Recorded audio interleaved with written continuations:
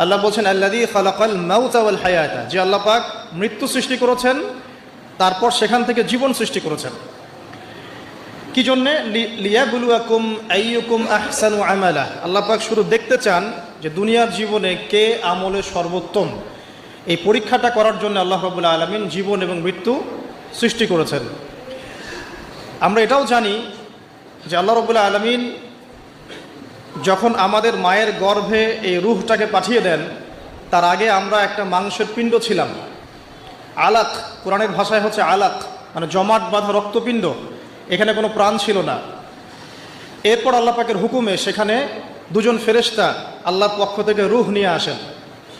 যখন ভ্রূণের বয়স হয় 4 মাস 10 দিন, তখন সেখানে ভ্রূণের মধ্যে রূহটাকে ফুঁকে দেওয়া হয় এবং বাচ্চাটা নড়াচড়া শুরু করে। এর আগ পর্যন্ত কিন্তু বেবি নড়াচড়া করে না।